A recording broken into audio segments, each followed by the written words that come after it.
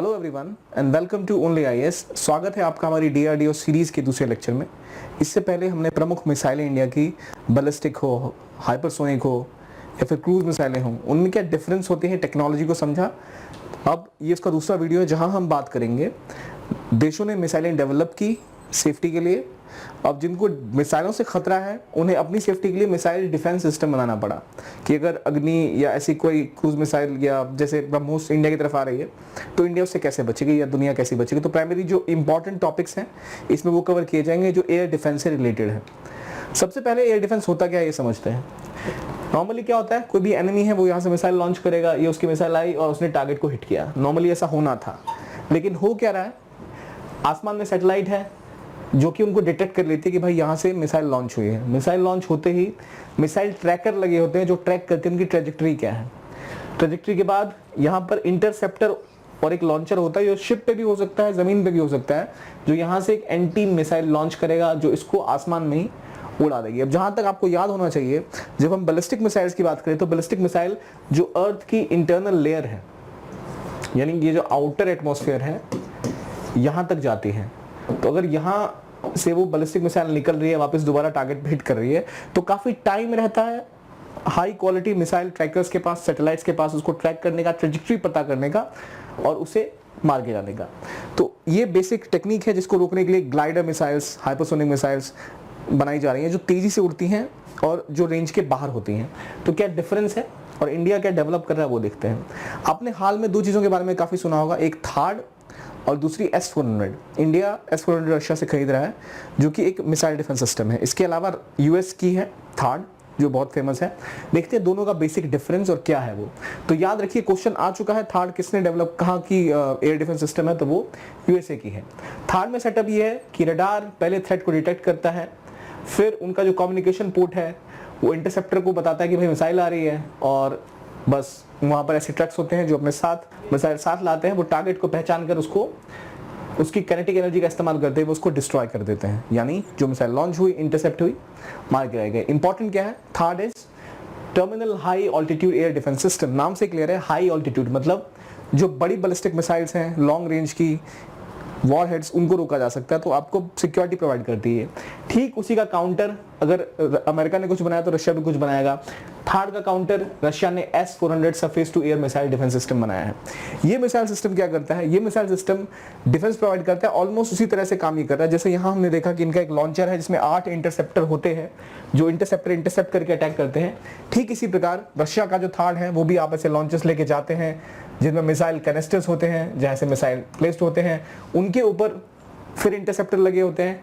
Interceptor identify करेंगे और अलग अलग रेंजेस में 400 किलोमीटर तक की रेंज में वो सिक्योरिटी प्रोवाइड करते हैं। इस रीजन में अगर कोई भी प्लेन आएगा तो वो उसे मार के गिरा देंगे, कोई मिसाइल अगर आए तो उसे गिरा सकते हैं वो।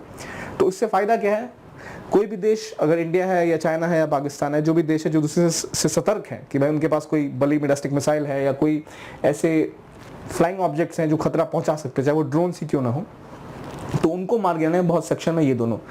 आपको याद ये रहना चाहिए कि आईआर में काफी टाइम से न्यूज में है कि काटसा क्या होता है।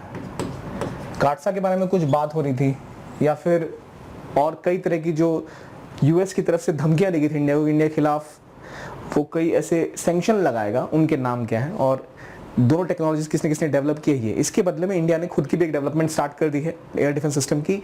दोनों ही मिसाइल डिफेंस सिस्टम्स काफी डेवलप्ड है, इंडिया भी इनके ऊपर काम कर रहा है। तो आते हैं, अब देखते हैं इंडिया किनके ऊपर काम कर रहा है। इंडिया ने 2 डिफेंस सिस्टम डेवलप किए हैं, एक आकाश और दूसरा Ashwin. Ashwin is advanced air defence system and Akash is surface to air missile defence system जो उस थोड़ी कम रेंज का है। दोनों के डिफेंसेस समझते हैं, याद रखिए दोनों एयर डिफेंस का पार्ट है। तो आकाश की लेंथ तो हमारे काम की उतनी है नहीं, पर हमें रेंज पता होनी चाहिए। तो 25 किलोमीटर की इसकी इंटरसेप्शन रेंज है, तो शॉर्ट रेंज में ये इंटरसेप्ट कर लेगी और मार के गिरा देगी किसी भी प्लेन को, किसी भी मिसाइल को। 96% इंडिजिनस है तो और 88% इसकी किल प्रोबेबिलिटी है। डेटा याद करना इंपॉर्टेंट नहीं है, ये आपको बताने के लिए, डिफरेंशिएट करने के लिए कि आकाश क्या है। और दूसरा Ashwin which is an advance air defence missile जो कि एक बड़ी रेंज की मिसाइल है जिसकी रेंज लगभग 2000 किलोमीटर रेंज तक की है। टारगेट को ये डिस्ट्रॉय कर सकता है। काफ़ी टाइम से इंडिया इसको टेस्ट कर रहा है। इसमें इंटरसेप्टर है और जैसे हमने देखा थार्ड वगैरह तो बहुत बड़ी रेंज तक डिटेक्ट करके मार सकते थे। इनकी रेंज थोड़ी कम है, बट इंडिया की 5 लेयर की सिक्योरिटी बनेगी, उनका ये पार्ट है, राइट। कौन कौन सा? अश्विन एंड आकाश। तो आकाश अगर इंडिया चाइना के साथ लद्दाख में है, उन्हें खतरा है, तो वहां भी आप आकाश का यूज कर सकते हैं। Ashwin is more advanced. तो ये दो चीजें हमने समझी। आगे बढ़ते हैं और देखते हैं आकाश की डिटेल के बारे में। तो आकाश की ऑपरेशनल रेंज कितनी है? अराउंड 30 किलोमीटर ऑपरेशनल रेंज है। और इसकी स्पेसिफिकेशन हमें उतनी पता नहीं होनी चाहिए, बस इंजन कैसा है? सॉलिड बूस्टर के साथ है। और प्रोपेलेंट इसका क्या है? सॉलिड फ्यूल का है। जो कोर चीजें हैं वो आपको पता है। व्हाट इज आकाश, क्यों डेवलप की गई है। और दूसरा डिफरेंशिएशन, अश्विन से अगर क्वेश्चन आए, अगर कोई क्वेश्चन पूछ रहा है आपसे अश्विन की रेंज और वहाँ ऑप्शन दिया हुआ आकाश का, तो आपको आकाश नहीं मानना है। इसकी रेंज क्या है?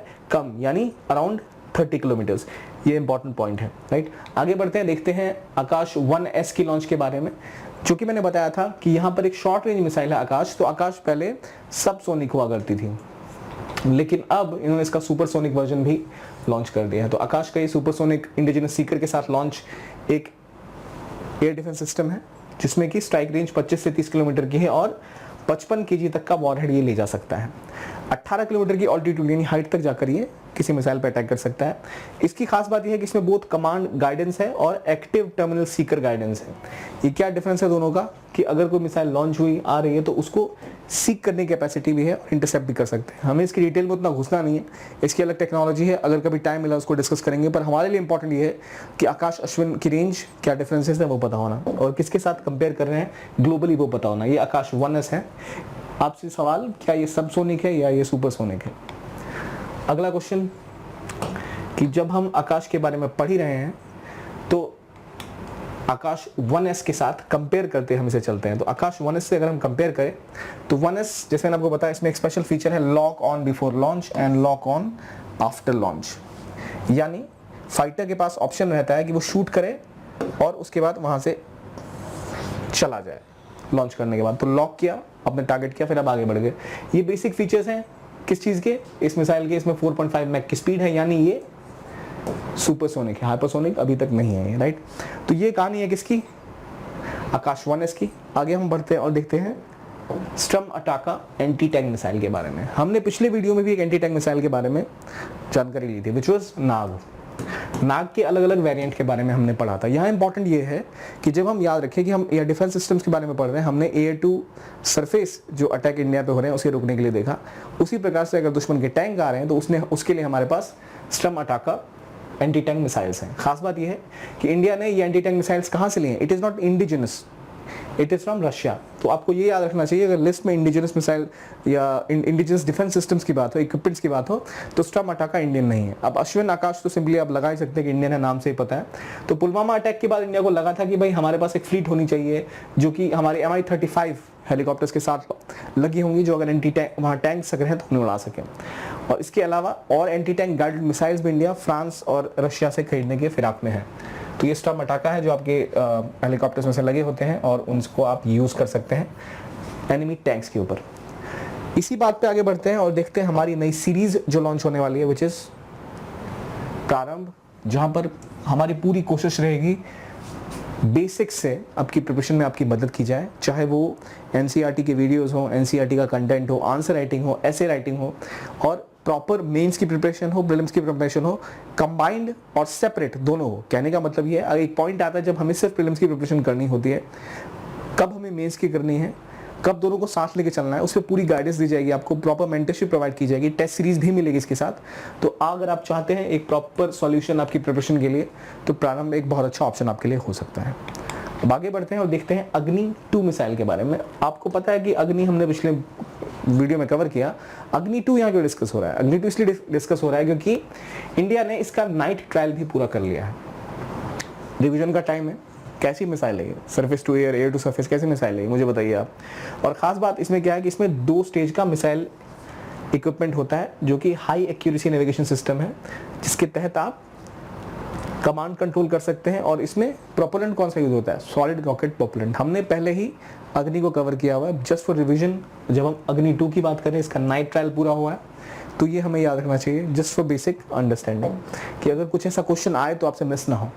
Then there is Pranash ballistic missile. ये 200 किलोमीटर की स्ट्राइक रेंज का एक बैलिस्टिक मिसाइल सेटअप है जो कि टैक्टिकल मिशन में यूज किया जाएगा।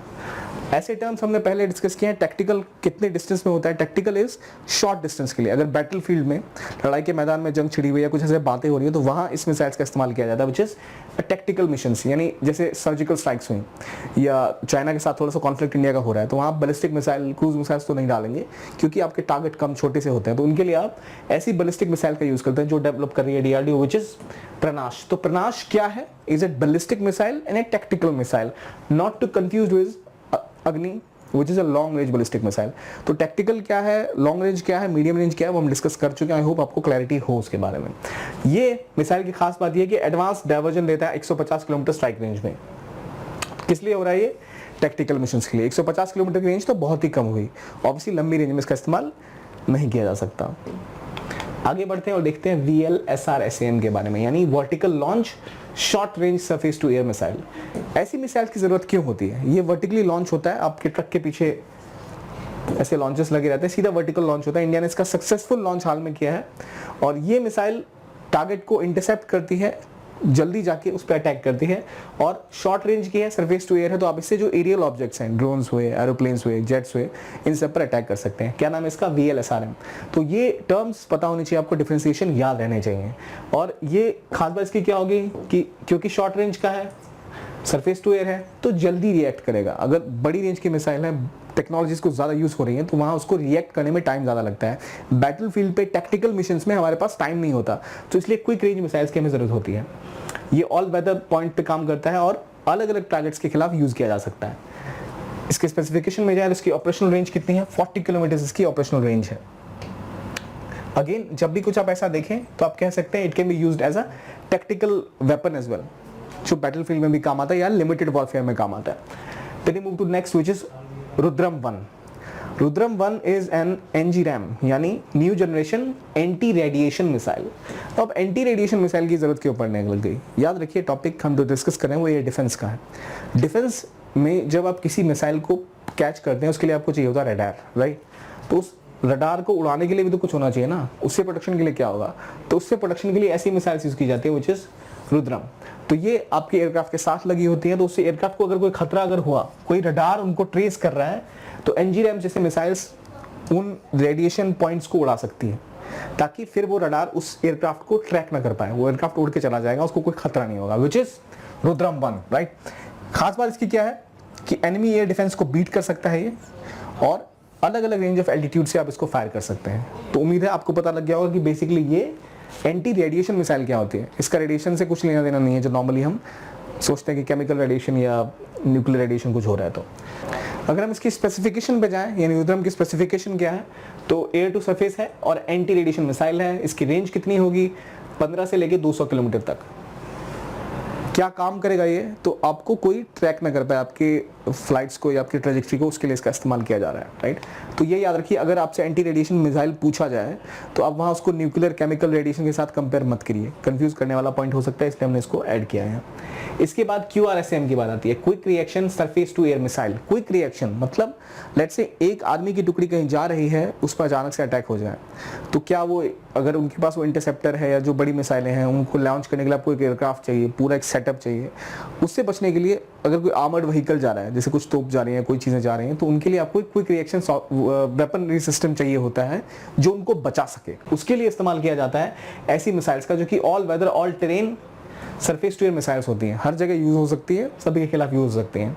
तो ये रडार्स को जाम कर देती हैं, इनमें इलेक्ट्रॉनिक काउंटर मेजर्स लगे होते हैं। तो अगर कोई रडार है जो आपकी एरिया को ट्रैक करके आपको मिसाइल से अटैक कर सकता है, उसको ये जैम करती हैं। और जो खासतौर पे इंडिया चाइना के बीच में झगड़ा हुआ था गलवान में स्पेसिफिकली, वहाँ पर हमें लगा था कि काफ़ी खतरा था हमें चाइनीज मिसाइल से, तो उसके परिप्रेक्ष्य में QRSAM बहुत सक्सेसफुल हो सकती है। तो अब याद रखिए, QRSAM का नाम आते ही आपको याद होना चाहिए कि इसकी रेंज कितनी होगी। ऑब्वियसली बहुत छोटी रेंज की मिसाइल होगी ये, और कहाँ पे यूज़ होगी, तो टैक्टिकली इसको यूज़ किया जा सकता है, बैटलफील्ड की सेफ्टी के लिए यूज़ किया जा सकता है, राइट। इसकी स्पेसिफिकेशन क्या है, सरफेस टू एयर मिसाइल है और इसकी रेंज 3 किलोमीटर से लेकर 30 किलोमीटर तक की है। तो अगर कभी ऑप्शन में आपके आया कि भाई 3 किलोमीटर रेंज है इसकी, 3 से 10 किलोमीटर या 10 किलोमीटर रेंज है, तो आप कहेंगे ऐसी कौन सी मिसाइल है जो 3 किलोमीटर की हो। लेकिन ये 3 किलोमीटर की रेंज में भी मार सकती है। क्यों? क्योंकि अगर आपका बटालियन कहीं मूव कर रहा है, उसके ऊपर खतरा है, कोई आर्मर्ड व्हीकल मूव कर रहा है, उस पर कोई खतरा है, तो उसके लिए मिसाइलें बहुत काम आती है, जिस QRSAM। देन इसी तरह हम आगे बढ़ते हैं और एक और मिसाइल फैमिली के बारे में जानते हैं जो है के मिसाइल। याद रखिए अभी हम टोटली डिफेंस के ऊपर काम कर रहे हैं। तो के मिसाइल का काम क्या है, which is inspired from Kalam missile system, APJ कलाम के नाम पे। ये मिसाइल इंडिया को न्यूक्लियर सिक्योरिटी के पर्सपेक्टिव से बहुत इंपॉर्टेंट है। आप कहेंगे पहले ही हमारे पास अग्नि है, ठीक है, ब्रह्मोस है, तो इसका क्या काम है। के मिसाइल की फैमिली जो है ये आपको एक तरह से सबमरीन लॉन्च बैलिस्टिक मिसाइल है जो पानी के अंदर से कैपेसिटी देती है किसी पे अटैक करने की। अगर कराची से, पाकिस्तान से इंडिया का युद्ध हो रहा है और कराची पोर्ट पे आपने थ्रेट लगा रखा है कि भाई हम बैलिस्टिक मिसाइल न्यूक्लियर लॉन्च कर देंगे, कराची पूरा ढह जाएगा, तो उनके ऊपर बहुत प्रेशर पड़ा रहेगा। तो इसलिए बहुत इंपॉर्टेंट है कि अगर आपके ऊपर कोई न्यूक्लियर अटैक कर दे रहा है लैंड से, लैंड टू लैंड, तो आपके पास कैपेसिटी होनी चाहिए कि भाई हम पर तो न्यूक्लियर अटैक आ गए लेकिन जाने से पहले आपको भी लेके जाएंगे। तो उसके लिए आपके कुछ सबमरीन्स होने चाहिए जिनके पास न्यूक्लियर कैपेबल मिसाइल्स होनी चाहिए। उसका पार्ट है के फैमिली जिसकी बात हो रही है। तो इसमें अलग अलग तरह के मिसाइल्स अभी डेवलप हो रहे हैं। तो के मिसाइल्स की खास बात यह है कि अग्नि से भी फास्ट है, लाइट है और स्टेल्थियर है। तो इनकी रेंज वगैरह हम देखते हैं क्या है। इनकी रेंज जो मैक्सिमम अभी तक बात की जा रही है वो 5000 किलोमीटर तक की है, लेकिन अभी 5000 किलोमीटर रेंज वाली ऑपरेशनल नहीं है, उस पर काम चल रहा है, अंडर प्रोग्रेस है। अभी शायद हमने 2400-2500 रेंज तक की के मिसाइल्स को टेस्ट करने की बातें चली है। तो अरिहंत क्लास सबमरीन है, इसकी स्पीड होती है 7.5 मैक, मतलब ये एक हाइपरसोनिक मिसाइल है और पोर्ट सिटीज को पूरी तरह तबाह कर सकती है। इंडिया ने K-15 यानी सागरिका मिसाइल को जनवरी में ही पिछले साल लॉन्च किया था। तो खास बात यह है कि ये एक nuclear capable submarine launched ballistic missile है जो कि के फैमिली से है। तो इसकी रेंज कितनी है, 750 किलोमीटर। याद रखिए जो 5000 किलोमीटर की रेंज वहां लिखी हुई है वो K5 K6 मिसाइल्स में आएंगी जो अभी डेवलप हो रही हैं, ठीक है। तो हमने K-15 यानी सागरिका मिसाइल के बारे में यहाँ पढ़ा। सागरिका हैदराबाद में डेवलप हो रही है। तो सागरिका K-15 क्यों यूजफुल है, एज अ नेवी के लिए भी डिफेंस इक्विपमेंट है वो, और हमारे पास न्यूक्लियर ट्रायड हमारे लिए देता है। तो न्यूक्लियर ट्रायड क्या होता है ये आपको पता होना चाहिए। न्यूक्लियर ट्रायड होता है कि आपके पास लैंड, एयर और सी तीनों से कैपेसिटी होनी चाहिए दुश्मन के ऊपर न्यूक्लियर अटैक करने की। तो अगर किसी दुश्मन ने आपके ऊपर लैंड से अटैक कर दिया, आपके देश के ऊपर न्यूक्लियर बम गिर चुके हैं, आपकी न्यूक्लियर इंस्टॉलेशन बर्बाद हो गए हैं, तब आप कैसे अटैक करेंगे। उसके लिए आपके पास सी पर कुछ होना चाहिए ऑप्शन और एयर में कुछ ऑप्शन होना चाहिए। तो सी का ऑप्शन हमें सागरिका दे रही है, या अरिहंत जो हमारा वेसल है उसके ऊपर ऐसे न्यूक्लियर सबमरीन लैस होती है वो, और दूसरी एयर से ऑब्वियसली आपके पास एयरक्राफ्ट है जिनके अंदर आपके न्यूक्लियर कैपेबल मिसाइल्स लगे हुए हैं। ये भी ट्रायड का पार्ट है और ये जो मिसाइल लॉन्चर है इसको प्रोजेक्ट 420 के अंदर काम किया गया था, 2001 में लॉन्च किया गया था, फिर इंडियन नेवी को इसको ट्रायल्स के लिए दे दिया गया। ये अरिहंत क्लास सबमरीन है और इसके ट्रायल्स भी स्टार्ट हो चुके हैं। अब इसी डिफेंस रिलेटेड चीज़ में एक और इंपॉर्टेंट चीज़ है जो कि है एसेट यानी एंटी सैटेलाइट लॉन्च, शक्ति मिशन जो इंडिया का था। शक्ति मिशन की खास बात ये आपने जरूर इसको पढ़ा होगा, जहाँ से आप अगर सैटेलाइट से अब इंडिया को बहुत खतरा हो रहा है। क्यों? क्योंकि अलग अलग सैटेलाइट्स, अलग अलग डिपार्टमेंट्स की सैटेलाइट्स अंतरिक्ष में हैं। तो कोई दुश्मन अगर हमारी 2 सैटेलाइट्स गिरा दे तो हमारा जो कम्युनिकेशन नेटवर्क है, मोबाइल नेटवर्क, टेलीफोनी सब बंद हो जाएगा, इंटरनेट बंद हो जाएगा। तो फिर हम काम कैसे करेंगे। और अगर हमें कोई थ्रेट दे रहा है जमीन से तो हम अंतरिक्ष से भी उनकी सैटेलाइट्स गिराने की मारक क्षमता रख पाएं। तो इसके लिए कॉन्सेप्ट ये है कि एक मिलिट्री मिसाइल लॉन्चर होगा जो कि फायर करेगा, रडार सिस्टम होगा ग्राउंड पे जो इस मिसाइल को जो यहाँ से उड़ी है इसको टारगेट करेगा कि भाई कहाँ जाना है, और फिर ये 3 स्टेजेस में ये जाके अपने टारगेट को अंतरिक्ष में हिट करेगा। यानी हम धरती, समुद्र और अंतरिक्ष में भी मारने की क्षमता रखते हैं, विच इज अंडर मिशन शक्ति, which is an asset missile, anti satellite launch missile. तो एंटी सैटेलाइट क्यों यूज करना पड़ा हमें, ये मेनली ऐसा डिफेंस रिकॉर्ड्स है कि अगर आप हमारे ऊपर हमला करेंगे तो हम भी आपके ऊपर बाहर से हमला कर सकते हैं और आपके सैटेलाइट्स को मार के गिरा सकते हैं। सैटेलाइट्स गिरने का मतलब कम्युनिकेशन बंद, नेविगेशन बंद, उनको अगर जीपीएस आपके पास काम ही नहीं करेगा तो भाई आप कैसे ही लोकेशन का पता लगा पाएंगे। इसलिए बहुत इंपॉर्टेंट मिशन था ये, और इसलिए इंडियन प्राइम मिनिस्टर ने भी इसके ऊपर बोला था कि राष्ट्र के नाम संदेश में। देन मिशन शक्ति में अब कुछ स्पेसिफिकेशन नाम जान लेते हैं। तो ये कहाँ से लॉन्च हुआ, एपीजे कलाम आइलैंड से, जो पहले व्हीलर आइलैंड के नाम से जाना जाता था। इसका नाम क्या था, मिशन शक्ति। और लगभग 300 किलोमीटर की एल्टीट्यूड पे लो अर्थ जो ऑर्बिट में सैटेलाइट है उसको मार के गिराया इसने। लाइव सैटेलाइट थी लो अर्थ ऑर्बिट में, not in high earth orbit, remember that. कहाँ पे, लो अर्थ ऑर्बिट में। तो ये कहानी है किसकी, मिशन शक्ति की। इससे पहले यूएसए, रशिया और चाइना ने ही एक सक्सेसफुली किया है, तो इंडिया एक एलीट क्लब का मेंबर इसके पास बन चुका है। खास बात यह है कि मूविंग टारगेट्स को अटैक कर सकता है, सैटेलाइट बहुत तेजी से चल रही होती है अंतरिक्ष में, उन पे भी अटैक कर सकता है, और दो तरह के, एक ग्राउंड से और प्लेन से भी लॉन्च करने की कैपेबिलिटी है, और कंप्लीटली इंडिजिनस है, राइट, यानी पूरी तरह से स्वदेशी बना हुआ मिसाइल सेटअप है, विच इज मिशन शक्ति एसेट मिसाइल्स। इसके लिए सिग्निफिकेंस क्या है, जो मैं आपको पहले बता चुका हूँ कि अगर किसी दुश्मन पे हम अटैक करते हैं, उसकी पूरी इकोनॉमी को तहस नहस किया जा सकता है, क्योंकि कम्युनिकेशन, एजुकेशन, नेविगेशन सब खत्म हो जाएगा पूरी तरह से, वेदर फोरकास्ट सब कुछ खत्म हो जाएगा। तो ये था मिशन शक्ति। इसके बाद एक टेक्नोलॉजी डेमोन्स्ट्रेट की थी इसरो ने, which is hypersonic technology demonstration vehicle, जहां पर कोशिश इन्होंने करी थी एक ऐसा स्क्रैमजेट पावर्ड हाइपरसोनिक टेक्नोलॉजी बनाने की, जिसके तहत ये अपने मिसाइल में या अपने जो एयरक्राफ्ट मिशन है उसमें स्क्रैमजेट इंजन यूज कर पाए। रैमजेट, स्क्रैमजेट हमने पिछले वीडियो में डिस्कस किया हुआ है, आई होप आपने वो देखा हो। तो ये रैमजेट के ऊपर अपग्रेड करके स्क्रैमजेट इंजन लगाया जाएगा, जिससे कि जो कि हाइपरसोनिक स्पीड्स में भी जो एयरक्राफ्ट है वो मूव कर पाएगा, राइट। और जो बेसिक डिफरेंस है वो हमने डिस्कस पहले ही किया हुआ है, तो सिविलियन एप्लीकेशन में भी इसका काम आ सकता है। याद रखिए ये कौन डेवलप कर रहा है, डीआरडीओ ने। तो खास बात यह है कि डीआरडीओ की जब भी हम बात करते हैं तो हमें लगता है कि अगर लॉन्च डीआरडीओ कर रही है तो उसका यूज केवल मिलिटरीली होगा, लेकिन ऐसा नहीं है। इसका यूज सिविलियन पर्पसेस के लिए भी किया जाएगा। कंफ्यूजन यहाँ आता है कि जब सिविलियन पर्पसेस की बात आ रही है तो हम कंफ्यूज हो सकते हैं कि ये इसरो का लॉन्च है, राइट। ये इसरो का लॉन्च नहीं है, ये डीआरडीओ का लॉन्च है, जिसका इस्तेमाल सिविलियन पर्पसेस यानी स्मॉल सैटेलाइट को भेजने के लिए भी किया जा सकता है। रैमजेट, स्क्रैमजेट का डिफरेंस हम पिछले वीडियो में पहले ही समझ चुके हैं। इसके बाद solid fuel ducted ramjet engine, DRDO ने राइट नाउ डेवलप करने की कोशिश करी है एक सॉलिड फ्यूल डक्टेड रैमजेट है। अब जैसे जेट फ्यूल्स की बात मैंने पहले करी थी कि रॉकेट्स का शेप ये होता है, इनके पास एयर वेंट नहीं होते कि बाहर से ऑक्सीजन ले सकेंगे, तो अपने साथ ऑक्सीडाइजिंग एजेंट लेके जाते हैं, यानी ऑक्सीजन की मात्रा कुछ हद तक एक फॉर्म में साथ लेके जाते हैं जो इनके फ्यूल को जलने में मदद कर सके। फ्यूल जलेगा तो उनको धक्का मिलेगा, आगे की तरफ जाएंगे। लेकिन इन्हीं में रैमजेट इंजन जो कि एयर ब्रीदिंग सिस्टम है उसका इस्तेमाल करने की बात हो रही है। इससे पहले हमने स्क्रैमजेट पढ़ा, यहाँ रैमजेट की बात आ रही है, जो चीज़ें हम पहले डिस्कस कर चुके हैं।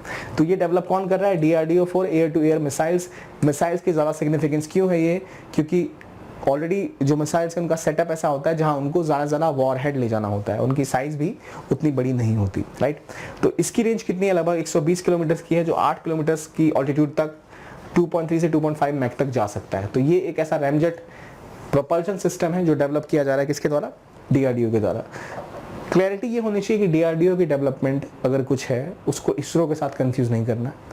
जो रैमजेट स्क्रैमजेट का डिफरेंस है वो पता होना चाहिए, कौन सी एयर डिफेंस सिस्टम्स है वो हमें पता होनी चाहिए। और ठीक वैसे ही जैसे हमने यहाँ बात करी ऑक्सीडाइजर एजेंट की हमने बात करी थी, ये सारी चीज़ें थोड़ी बहुत जानकारी हमें चाहिए, पूरी डिटेल टेक्नोलॉजी की नहीं पता होनी चाहिए, पर इतना पता होना चाहिए कि हम अपने आंसर्स को एलिमिनेट कर पाएं। उतनी क्लैरिटी आपके पास है, आप देख के पहचान पा रहे हैं स्क्रैमजेट रैमजेट क्या होता है, हाइपरसोनिक सबसोनिक क्या होता है, कौन सी मिसाइल किस रेंज की है, almost exactly to the point नहीं तो आपके लिए काफ़ी है। कौन सी टेक्टिकल है, कौन सी कहाँ तक जा रही है, ये पता अगर आपको है तो आपके लिए वो सॉल्व करना काफ़ी है। इसके अलावा जो भी कोई ऐसा अगर आपको डेटा चाहिए या इन्फॉर्मेशन चाहिए, आप हमारे टेलीग्राम चैनल पर जाकर अवेल कर सकते हैं। तो इस वीडियो के लिए इतना ही। आई होप आपको ये वीडियो अच्छा लगा। देखने के लिए thank you very much and have a nice day.